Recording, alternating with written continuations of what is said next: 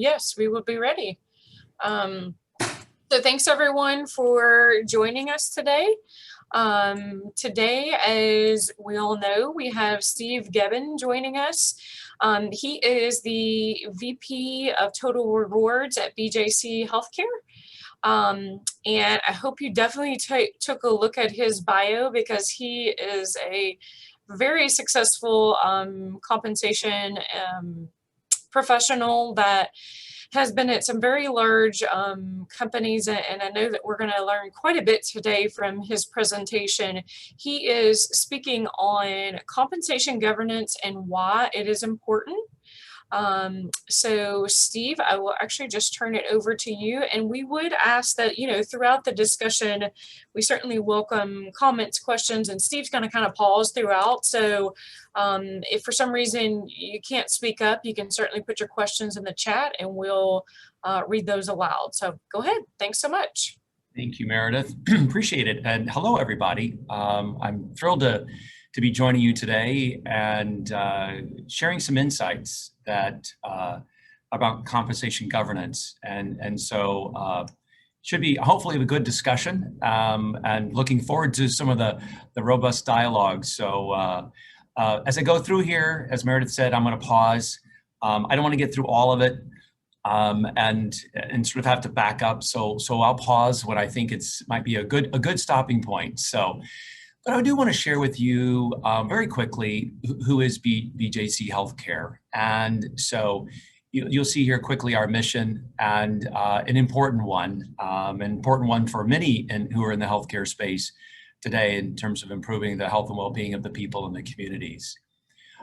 This is just to share with you how we think about ourselves from people, mission-driven, long-term positioning, and our stewardship. And you see there, in terms of our shared principles, just to give perspective around the things that are important for us and what guides us each and every day. This is a quick map of just where we're located. So quite a bit of coverage throughout St. Louis, the St. Louis metropolitan area. There are about between 2.5 million people in the St. Louis metropolitan area that we serve. 30,000 employees, 30 plus thousand, I think we have 31,000 actually, 4,000 physicians, 3,000 beds that we staff, inpatient admissions, 131,000, emergency department visits, that's a lot, 417,000, home health visits, about 121,000 home health visits. We're about 5.5 billion in net revenue, just to give you perspective in terms of our size. And the thing that I like to share, which I think is important in terms of our contributions to the community and in their various buckets, from education and research, we call it safety net services, to community health programs and charity and financial assistance. But it's about a $785 million investment that we make in the community. So very proud of that work that all of us here at BJC are doing. So. Last thing here to share in terms of sort of the quality of care that we're recognized for, both from hospital, nursing, as well as being recognized for having some of the top physicians in the country. So I'm going to pivot quickly and so talk about compensation governance. And so, this is a topic that I've talked about a lot in my career, and being in many organizations, and a lot of organizations, they do it very differently in terms of how approaching compensation governance. I spent a lot of time in public companies, and those of you who may be working in a public company, that there's a whole lot of governance, not just compensation governance, but there's just a lot of governance and due diligence and audits. And so, but in the comp space, it's important as well. And I think that depending upon your organization, depending upon leadership, size, all those, there's lots of factors that go into creating a governance structure that really fits your organization. And so, an analogy that I always often like to use is, I think of governance in a way of, it's kind of like a 2-lane highway versus an interstate highway. And I like to think of it as an interstate highway, because I want to give leaders as much flexibility as possible. I don't like bureaucracy. I like to keep things simple. Don't like a lot of forms. But I often run into sort of organizations that like to sort of narrow that road, kind of pull in those guardrails, and that makes it tough. And so I guess I always advocate for sort of widening those guardrails and allowing leaders to work within those guardrails. And that way it gives us, quite frankly, as HR professionals, and those of us doing compensation work, it gives us the opportunity to really engage in meaningful dialogue with our leaders. And I think that's so important. Developing that, I call it more consultant, a more advisement role, and getting out of sort of, I call it the real tactical administrative. Now, don't get me wrong, it's still needed, but it's how do we de-emphasize that. I was once asked, I won't tell you the company, but I was once asked when we're going through annual planning, both in terms of salary, merit increases, annual incentive, long-term incentive, and I was once asked by a leader, and they called it they call it the HR quarter. So it was everything about HR, and I was new there, and I said, what is that again? And so they called it HR quarter. I said, I like to think of it as something very different. I said, it's about the leader quarter. It's about you as a leader. Think about the role that you play and the decisions that you make and the impact that you have on your organization and your talent. So I sort of quickly pivoted, and it was so funny that the following year, how that sort of approach, how the dialogue pivoted, and people thinking a little differently about that. So let me just keep moving forward here, just to give you a little perspective. I'm only sharing this with you because we don't manufacture anything. We provide a service, and so we spend about $2.2 billion a year in just pay. There's a lot that goes in that, and I'm not going to spend time talking about that, but lots of buckets that roll up into that $2.2 billion. And then here is just a quick view, just to give you a perspective, and this is just the tip of it. Some of the programs that we have in place, you can see here, from overtime, contingent labor, to things we do for non-exempt with additional shift and extended shift practices and premium pay practices. And I'm only showing you this because this is part of governance. This is part of that, meaning that we spent all that time putting together policies, and so this is our way of measuring how effective are we at, and we put these programs in place, evaluating them. Are we achieving what we set out to achieve? Whether it's staffing, getting coverage for weekends and nights, whatever it might be. And again, this is another part of what I call governance, and that's the reason for sharing these numbers with you. Again, is our way of measuring the effectiveness of the programs we have in place. Compensation governance, I'm just going to dive a little deeper now. And we've put together a decision matrix. So given the size of our organization, there's a lot of compensation actions that take place in every organization. Everybody probably does almost all of these same things. And so, when I came into the organization about 9-10 months ago, realized that we needed to have a way of really trying to make sure that we're getting the right people involved in decisions and decision making, particularly around talent. And so it's not, again, to create bureaucracy. It is more a matter of just making sure that as we make this investment in our employees, are we spending our dollars appropriately? Are we investing them in a way that's going to drive our results and drive our business? And that's the reason for putting together a matrix that sets forth the various compensation actions, and then incorporates into it what I refer to as decision rights. I bet all of you have been challenged with this. who gets to make the decision. It's a debate that I've had with people for many years. You know, thinking about something, for instance, to give you a for instance, thinking about making hiring decisions and pay around that. Our team, when I joined, we were putting together offers and we had to approve them. And I said, why do we do that? And they looked at me as if I was kind of crazy. I said, but well, I don't understand why are we doing that? I said, we don't own the budget. The leader owns the budget. The leader is making the decision, and ultimately it's the leader who has to be the one to support the decision that they're making for those employees. And so I always remind leaders, I said, you know, if you were to put a list of your employees in the break room, put their name and their salary, could you support that? And that's the sort of perspective I try to remind my team of. And so having decision rights, I think, is critical. And again, it's defining the roles, right? Who, for particular actions that are being taken, who has the D for deciding what that is. And so I'm going to stop there, and I'm just going to pause and just see if there are any sort of thoughts or questions so far, talking about decision matrix and decision rights.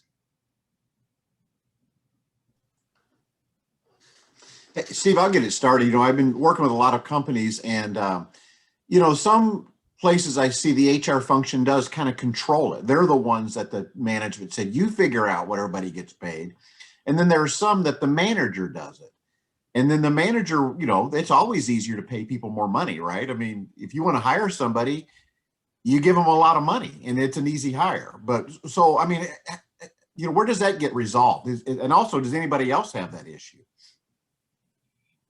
So it's a great question, because that's what my team said, and they felt that they feel responsible for the compensation structure that's in place, and of course that's why we have a compensation structure. It's really about financial stewardship. It's making sure that, you know, as we're bringing people into the organization, we're being thoughtful about that and how we're spending our dollars and so forth. But that goes back to those guardrails. So, you know, if we are looking at bringing in how we do it, you know, bringing in experienced people, let's just say at the median of the market, so maybe the midpoint of the range. And there are times that we need to go to the 75th percentile of the market, and it makes a lot of sense. I'll give you an example. In our case, it's perfusionist, and you're probably all thinking, what's a perfusionist? And I'll probably do a really poor job of trying to explain that, but they're a key person that works with the anesthesiologist in the operating room. And there's a shortage of them across the country. And so it's about supply and demand. And so if there's a big demand and there's a short supply, well, guess what? That's part of the discussion and dialogue that we have with leaders about making sure that when we go to the 75th percentile, we're doing it for the right reasons and for the right roles. And versus, you know, a leader just wants to pay 75th percentile for everybody they bring into their department. And so we will have that dialogue. That's part of that consulting and advising. But at the end of the day, they have a budget. They have to support that budget. If they want to bring everybody into the 75th percentile, they're going to have to support that. And so that's just sort of the other mechanism I think that's in place in terms of internal controls when individuals are held accountable, leaders that is, for budgets. Well, what about the situation where a person says they make $75,000 a year and they come into the office and say, hey, I got another job offer. I'm going to make 100,000. I'm going to make 100,000. And then the manager comes running to you and say, Steve, we need to give this person $26,000 a year on, you know, right now. How's that working in your business? And does that happen with anybody on this call? Yeah, I would say that. All day with my tech folks, all day. With which folks? Did you say IT? Tech folks, yeah. Oh, tech folks, yeah. Yes, absolutely. Absolutely. Well, how's that work then, Steve? What are you doing? I mean, if you want to have the manager be involved and be accountable, they're going to give them $26,000. Is that good, bad, indifferent? What is that?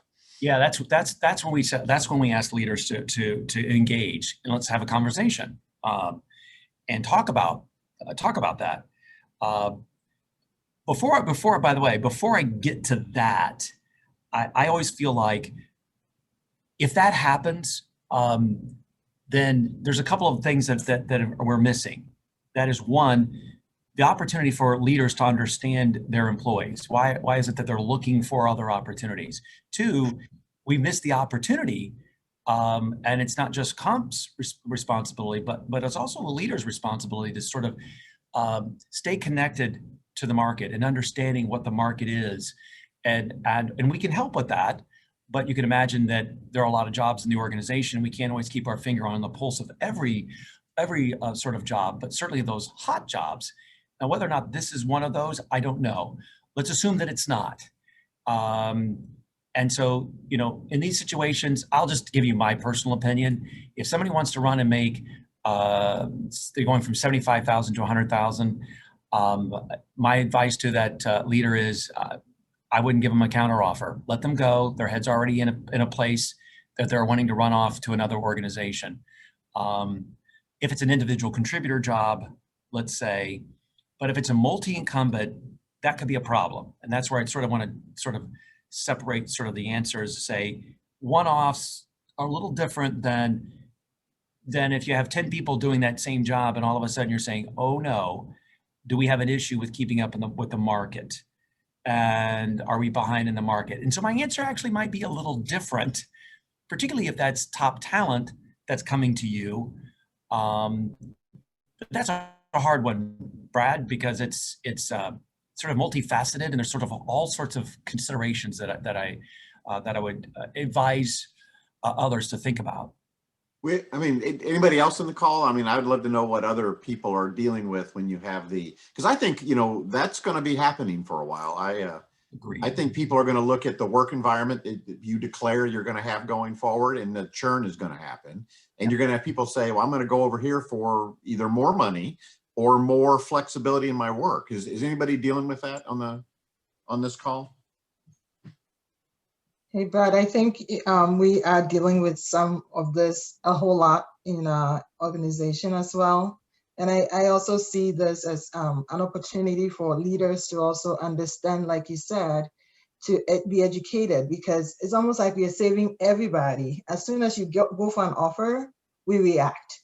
And so that is not helping. And then when the leaders don't understand, that is where HR now becomes more like a gatekeeper that wants to make sure things are done the right way, because we get the ripple effects and we understand all the outcomes of this one decision that you're making, and they don't really think about it that way. So I think that is a hard thing to do. And especially when you're dealing with leaders who have done it the same way all the time, and they've had their way all the time, and now you're trying to change the narrative and say, okay, we have to be a bit more responsible.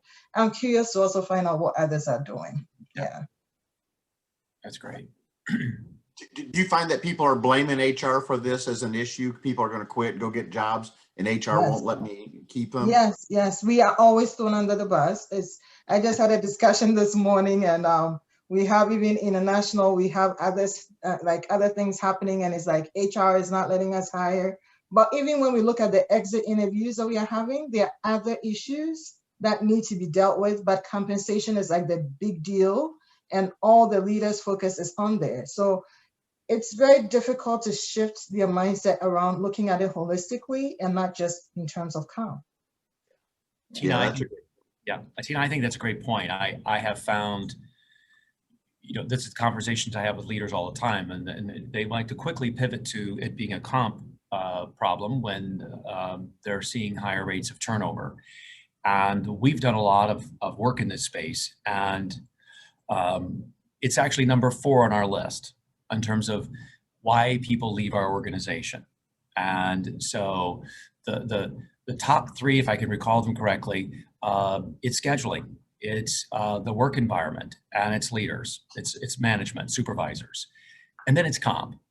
So, so what the challenge is that while we do make investments in roles, and I talk about that a little bit more later when we talk about a comp committee structure, but we're also challenging our leaders when they come forward to say, okay, we'll make that investment sort of short term, but long term, you know, what are we doing about the pipeline? What are we doing about connecting with community colleges for particular roles, say unskilled roles, so how are we looking at and trying to solve this on a longer term basis? So comp may be a short term fix, but it's not going to fix it on the long term. What are other thoughts about this?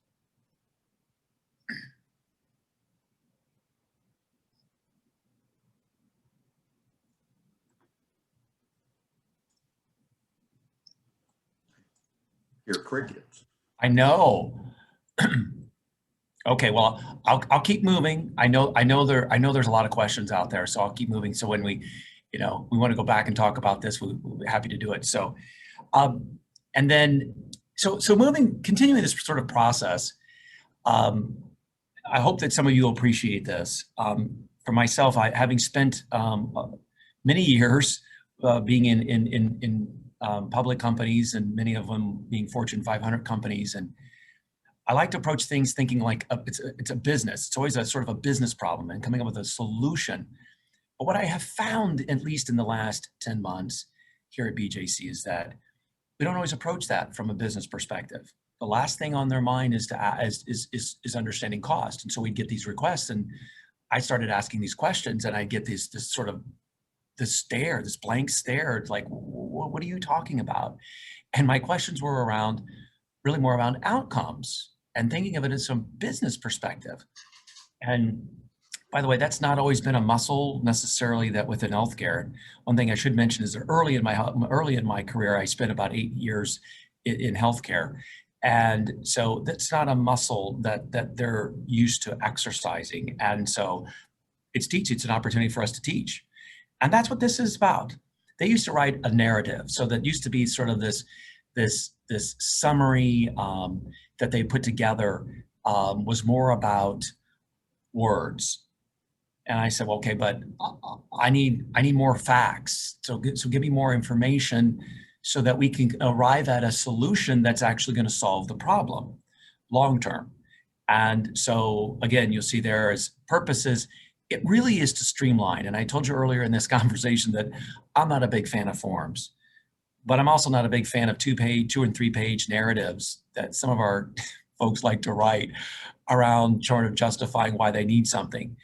And very often it missed sort of I call it the relevant facts. And so this is to provide them with a framework or a structure that allows them to think a little differently. Now, is this something we're going to need in the future? I don't know. It is something that we need now to help them with building that muscle.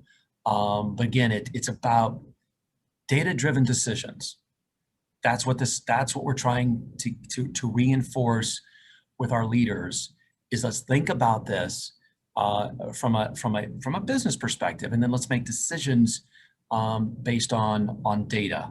And that's what you'll see here. I know it's a little bit hard probably for some of you to see all the different things that are on here, but you have things like tell us the current state and provide some data around turnover and vacancy rate, and give us some background on finance and what outcomes do you expect to achieve. Steve, what's your thought on the transparency part of it? Just, I have different companies have different views. Obviously there's the most extreme, I think it's Wegmans, where they post everybody's salary on the wall. But how about just, the concept of how well do people understand how their compensation is calculated? And what the ranges are and all that. What's your thoughts? Well, so I'll answer it 2 ways. One is in terms of people in the current organization, in terms of people understanding what they're paid, they understand it very well. And they talk about it a lot. And so it's probably the first organization where I have found that to be the case. And so that idea of somebody posting, that's why I used that sort of example earlier, because it's because when they want to make a decision, everybody knows what everybody gets paid. So when that new person comes into the organization, okay, so what are you getting paid? Oh, you're getting paid more than I'm getting paid. Well, I'm getting paid X.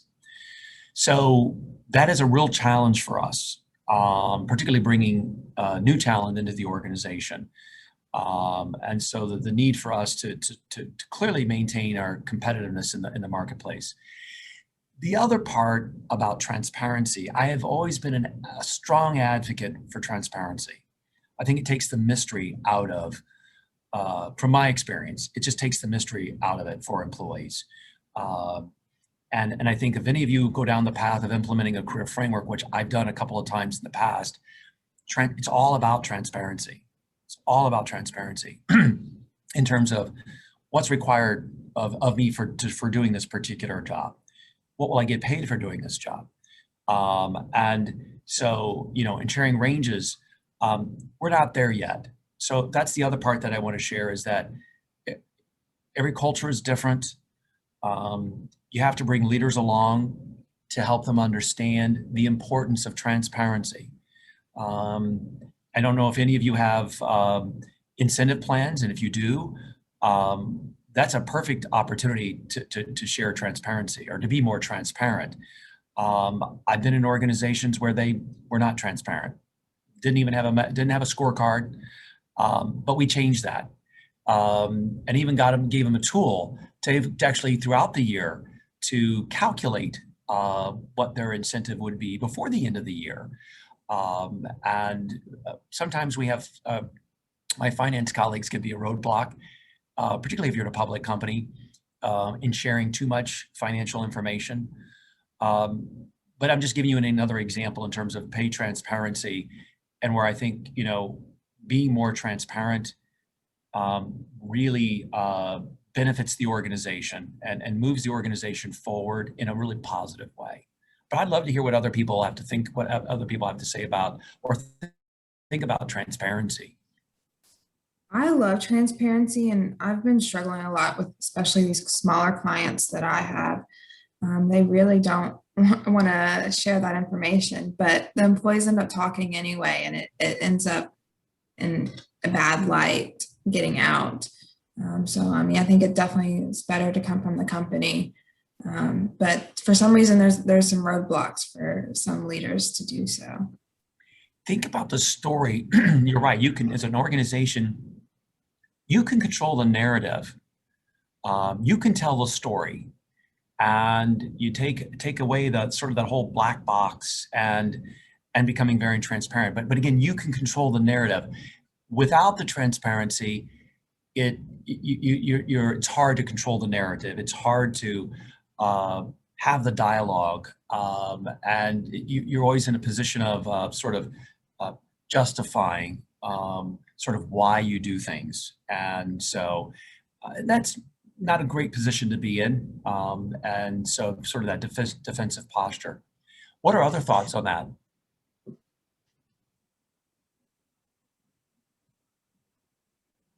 It's kind of quiet today, but I'll just jump on here because it's not just small companies, Autumn. When I was at Procter Gamble, they just never talked to anybody about their compensation. As a matter of fact, the IBM control center took care of everybody's pay increases. So if you were a manager of people, you didn't even know what your own direct employees made. They were extremely secretive of it. And you know, Procter Gamble is a good culture. It's a good company. But I thought that was always odd. You know, my approach has always been to sit down with every employee, or have one of the HR teams sit down with every employee and show them how their midpoint was, figured out, how their range was set up, what the quartiles were, what a comp ratio was, and then also how do you make more money?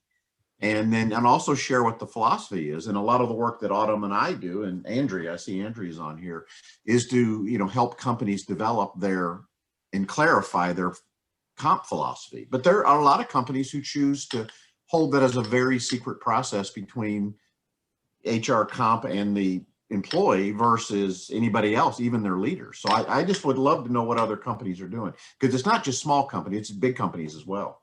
Agreed.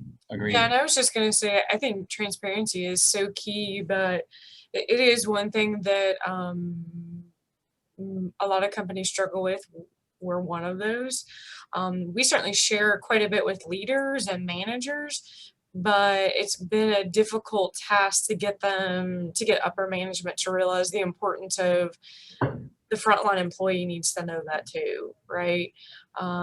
Communication is key, and we kind of hold that tight What's the reason, do you think? I mean, Procter & Gamble never really could explain to me why they kept it a secret.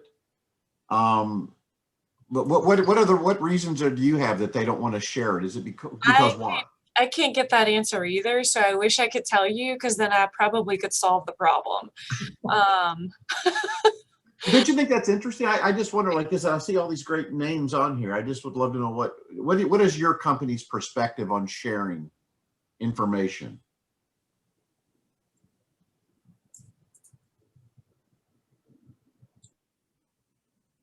They're going to keep it a secret, Meredith. Everybody's going to keep it. No, it's not a secret. I think a lot of it is cultural.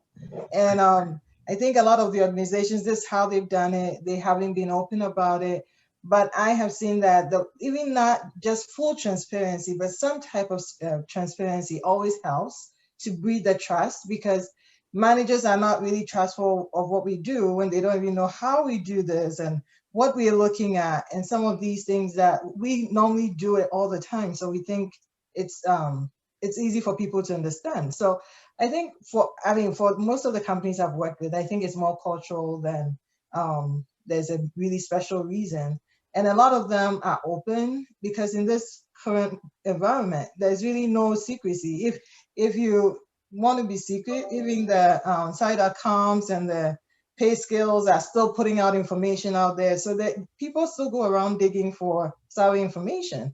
So we have to own it to be a bit more transparent about how we are doing things, so people understand, is what I think. Yeah, I saw that Nicole put up there that the government and also at UK, I mean, all of the salaries at UK are public. They're in the newspaper once a year. It was just like a week ago, I think. So I don't know, have you, Nicole or anybody else, have you noticed that when it is transparent, kind of to Tina's point, what are the implications of that? Do people feel better about it, or do they feel worse about it? I feel, do y'all hear me? Yeah. Yes. I feel that, I think, we still, I'm hearing the issues that you guys are talking about today, as far as, why we want to maybe be transparent and all of that, but we still have the same problems. We, not only is everybody's pay published and, searchable online and all of that, and we, all of our pay practices, how we hire somebody, how their salary is calculated for new hires, promotions, everything. People can ask how their salary was calculated, the history, comparing themselves to others. We share everything with them, but we still have the same problems. People aren't happy. They, even if they know what it is, they don't like it. They, even though I think they know that we can't get pay raises or structure changes or adjustments to market, unless the mayor and council approve the budget, HR gets blamed for that. And, we're administering a very, established, pretty much generally inflexible system just for consistency and, I think good reasons for that. But anywho, I think the transparency doesn't resolve, the issues that we face. I guess it just, people don't have the information. So maybe they speculate all kinds of other reasons, but even if they do have the information in our organization, I don't know, it's just still a problem. Yeah. I think that transparency in some cases, and I've been in organizations that as an organization pivots to being more transparent, it's a challenge for the leader. And it really,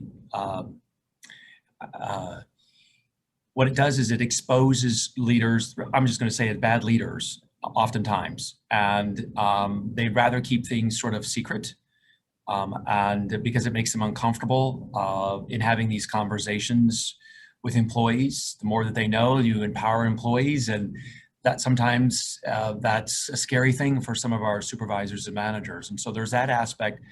I think goes back to what Tina may have mentioned earlier about something being more cultural. But that's sort of a different issue that I'm raising in terms of sort of leadership. So I think that there are different levels of transparency, right? So, full transparency, everything's out there. And then there's some things, and depending upon where the organization is at and their culture really will determine how far you go along that spectrum of transparency. Yeah, Steve, and I think this is Nicole again. I understand. I mean, it just works differently in the private sector. Also as a government, you talked about it. If an employee says, well, I got a job with higher pay somewhere else. I guess to your point of employee empowerment, we give them all the knowledge that they have. And if they decide to go somewhere else, they're empowered to do so, right? We don't do pay adjustments, and we lose them. So. Yep. Thank you, Nicole. All right. So what I'm gonna do is I'm gonna keep moving. And thank you. And Brad, appreciate that. So while I didn't have that transparency in here, but that is an aspect of, we think about governance and we think about having a comp philosophy and guiding principles. It's something that we have since developed, and by the way, publishing them, which we are now doing. That's part of transparency. It's telling people what's your comp philosophy. And that's beginning to be more transparent. And so that is certainly an aspect of governance, and is an important one. And so this may or may not spur a little bit of debate. And I just want to spend a few minutes on this, given our time together. Governance. And so compensation committees, and I'm not talking about, for those of you who may be in a public company and there's a comp committee of the board, I'm not talking about that. I'm talking about a committee of say operational leaders that come together. And so we have two of them. So you'll see here that there's a comp advisory committee and we have a comp oversight committee, and they have different roles. They are similar. The comp advisory committee was something that I actually put in place. There was a clinical compensation committee formed several years ago, and it's because the clinical side felt like they weren't being heard, and so they felt the need to put together their own committee, and so I describe that as an opportunity for HR to listen to their leaders and what's going on. And so because that wasn't happening, they decided to go on their own and form their own committee. Not necessarily a great thing when that happens. So I've repurposed that group, and it wasn't easy, but I did it based on building relationships and understanding the need. And so I call it more significant things will go through this comp advisory committee. And what I mean by that is if we're asking for a new pay policy, or asking to, I'll give you an example. Cardiac cath lab, there's a nurse that supports that in the cardiac cath labs. And the request is to create that as a specialized area. So for us to do that, will impact, say 300 or 400 nurses, and it'll cost us about $750,000. Well, that's a discussion we want to have, because we were at one time a collection of hospitals. We're still moving towards being an integrated healthcare delivery system. We have presidents over each hospital, and they're responsible for their budgets. So you can only imagine that if you want to do something that's for a cardiac cath lab, and let's just say one of our largest hospitals is advocating for it, says, yeah, we have the money. But the others say, yeah, we don't want to do that. So the complexity of that becomes, okay, so now I have nurses, if you create it for one, and now you have movement of talent between our hospitals, and that poses a problem. And that's the purpose of this committee, is to really oversee, to create alignment across the organization. And so far, it seems to be working. Now, the Comp Oversight Committee, quite frankly, is really, I'd say it is more of a governing body. But we spend $30 million a year on a market review budget. And we have to prioritize how we're going to spend that money. And so, you know, we provide a lot of analysis. And who's on that committee? It's represented by basically members of our executive leadership team. So our CFO, Chief People Officer, myself, VP of Finance, Chief Nursing Officer, and 2 group presidents. We think it's a pretty good group. But you know, what's interesting in forming this oversight committee, we did that last October, is that it's our opportunity to actually teach and educate our leaders around compensation. Something like, for instance, match the market. That's a phrase that I use often, and trying to get our leaders to think about that. And so it's important because we have some hospitals that may have more complexity than others. And there have been instances where our leaders want to provide pay for things that are like environmental factors. It's a hard place to get to. It's a hard place to work at. Different factors like that. And I remind them all the time. And I said, well, we don't pay for environmental factors. We pay for something very different. We pay for the skills that are necessary to perform certain jobs. And in doing that, we are going to match the market. The reason I'm saying that is that's important because that's part of also what this oversight committee is not only charged with allocating that $30 million and approving any policy changes that have significant cost implications. I mean, changing shift differentials, for instance, it's an existing policy, but it can be worth $2 or $3 million. So it's a significant spend that impacts the entire organization. So that's why we put this structure in place. It really is to create alignment across the organization on how we're going to make investments in our pay. As you remember earlier, we spent $2.2 billion in pay. And so there's many buckets that fall under that. And any slight change, you want to change a differential from 50 cents to 75 cents, let's say, even if the market supports it, that could be a $2 or $3 million impact to our financials. So I'm going to pause there and just sort of get thoughts, reactions to sort of having a committee structure and sort of the benefits of having such a thing.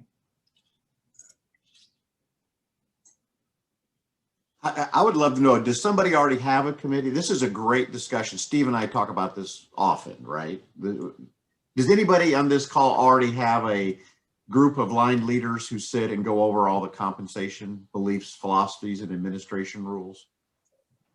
We do. We have a committee, but to be honest, I don't know that we review everything that you just noted. But ours is basically comprised of our business presidents because we have so many businesses that are represented under the Jockey Club. And so, yes, they look at every single person's pay. You know, if you're recommending someone for promotion or an adjustment above what our normal merit increases would be, you have to present it to the committee. You have to say why. We look at, you know, in every grade, who's falling in which grades, and do we need to adjust folks? So we do. I've never had that before being here, and I personally see it as somewhat beneficial. Good. Anybody else have that? I'd just love to know. I have a question, and maybe it's too broad for this meeting, but we don't have committees, we don't even really have a philosophy. How do you get leadership to buy in that a philosophy is more than a formula? That's a really good question because, in fact, with this particular committee, we finalized our philosophy and our principles, and I call it bringing it to life because you're exactly right. They're just words. When you think about a philosophy, they're just words. And so how do you bring that to life in various ways? You bring it to life through how we're going to pay individuals, sort of I call it, matching the market in our case, paying individuals for certain aspects of the work that they're doing, differentials. So you bring it to life in ways that demonstrates how that philosophy works. And it all depends upon the words you put into a philosophy statement, by the way. But you have to bring it to life. And so, again, I've done that by giving examples and providing them insights. And, for instance, sharing with them the challenges that we're having with recruiting certain roles and the need for instance, we need to make an investment of $7 million in labs and our roles and within the lab structure. That's how you bring the philosophy to life. We're challenged in that area. Private sector is gobbling up all the lab people. You think about companies like Bayer, and Bayer is here in St. Louis, and others. They're paying rates that we can't afford. So you have to bring it to life and providing examples, and it helps them understand and appreciate the challenges. And again, that's what we've been able to do through this oversight committee. It isn't so much about, we don't get into the small stuff. I mean, we really focus on the big stuff around strategy and how we're going to rethink how we position ourselves in the marketplace with respect to, say, nursing compensation. And again, that brings to life that philosophy statement and our principles that we've established. It's just my thoughts on how I would do that. Yeah, I love that. I love that when you talk about it gives a teaching opportunity to the committee. We'll say we're a market-based pay with performance differentiation philosophy. Then someone comes to you and says, well, this person worked really, really hard. I said, well, we don't pay for really hard. Well, the other one would be, well, they work really late at night a lot. Well, we don't pay for working really late at night a lot. But this person's been here a long time. We don't pay based upon. And so I think that's an important time is to clarify what you're trying to do, and that becomes, your consistency, for lack of a better term. I like the word predictability better, but I think it's a great question, Reed. But you said you guys didn't have a philosophy. To me, that's what I working with Steve. We've always tried to shave that down and get to here's what we're doing with compensation. And even not that we're trying to convince everybody that that's right. We just want them to see what we're doing. You can disagree with it. You can even not like it, but let me tell you, this is what we're doing. And that's a good way to do it. Now, flexibility is important too, but people always run to us with reasons why they want to give people money. And we have said, well, we don't pay for that. So Brad, and just following up on that, So Brad knows my history in terms of sort of committee structure, and I have found though that so I pivoted my thinking around this, and particularly being in this organization, it really helps. And I mentioned it, sort of the education, the opportunity, but it's pulling leaders into this. That this isn't an HR issue. It's not a comp issue. This is about talent. This is about us coming together and achieving our mission and our goals as an organization. That's how you bring it to life. And so, and this structure, quite frankly, is helped with that because it creates a shared understanding, a shared mindset. It's too often that leaders can stand on the sidelines and they can poke holes, they can tell you what you're doing wrong. But boy, once you bring them in and you make them part of I call it the solution and getting at the solution, you really change the dynamic. The narrative changes. And I would tell you that, to me, I've looked beyond sort of this committee and thinking, wow, this is what we've been able to do. We've been able to change the dialogue to one that's more strategic and getting alignment across the organization. That's how I think that we've benefited from it. And then so. Yeah, love the education aspect of it too. That to me is getting all these leaders on the same page, because, I've done this for over 33 years and I haven't experienced a whole lot of people who are paid enough, right? I mean, just because you want more money doesn't make you crazy. And I've never really found out when I've asked somebody, how much money should you make? They're like, just more. That's right. So, I mean, so when you're dealing with that, I think absence of giving people bags of money every day for coming in, they want it to be at least managed in a fair and consistent manner. I think that's the best you can achieve, right? Yep. And without a philosophy or without approach or without some processes and guardrails, then you just want more. And if you keep asking, maybe you'll get more one day. And until there's a policy that when you ask for more money, somebody punches you in the face, people are going to keep wanting more, I think. That's so true. And that's very true. Given the time, we have about 5 minutes left, and I think I'm going to wrap up and see if we have any questions. And this is just some more on the committee structure, and this is just representation and membership, just to give you a flavor again of trying to get that alignment, trying to pull in the clinical side, the operations side, and then some of our key functional areas, particularly our finance and legal colleagues. And so.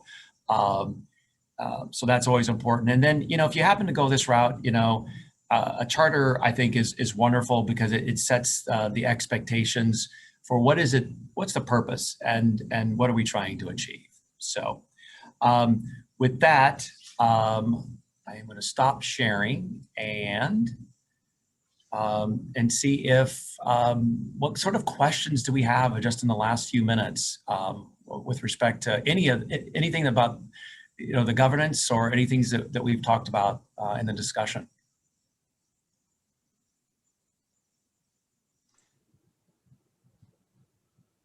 What was the biggest obstacle you ran into about getting committee together? What was the thing you ran into that was the kind of the hardest to work through? I don't think it was as hard as I thought it was going to be. Because everybody's a comp expert. And so I think the first opportunity that they had is like, oh yeah, that's the comp oversight committee. So I think that was easier. And I think that they saw, because we were talking about it being far more strategic, not very tactical at all. The comp advisory committee can get kind of tactical. And so you kind of get people on there that sort of want to say, oh, I want to advocate for my group or my area of responsibility. And we've said, look, to be on this committee, you got to advocate for everybody. That if you're representing the clinical side of it, okay, you're coming here representing that whole function, not just where your area of responsibility. I will tell you, Brad, so I spent a lot of time on relationships, and I will say this to everybody, and I know that this probably seems obvious that, so relationships are so important. And one of the things that I've done throughout my career is building relationships, and is going and having those conversations and talking to leaders, finding out what's on their mind, and then sharing with them sort of what I think. Hey, what about this? What do you think about this? What if we do this? One of those was a committee. So what do you think about this? Does this make sense? Is this too bureaucratic? And overwhelmingly, it's like, no, I think it's a good idea. And then they actually said all the right things in terms of strategy and alignment and all these things that are really important, and also about managing our investment. So I actually think it was easier than I thought it would be. To me, I think always that my concern has always been this transparency. Even in a company, top leaders don't see other divisions or other groups comp, and they don't want any other people to see it. And I've never understood the lack of transparency in a company in that sense. It's a company expense, if nothing, at the minimum. But to me, that's what I run into, is that they're appalled when you think about sharing people's pay with the top leadership of the company. I was always surprised at that. Yeah, me too. I mean, I've seen that pretty consistently as well. Yeah. Great. Thank you so much. I really appreciate the opportunity to come and join this group, to have a little bit of a discussion. So But thank you so much. We appreciate it. Thank you very much, and appreciate Brad connecting you to us. So thanks to both of you. We will send out a follow-up email after this for purposes of credit hours. This one will be a self-reporting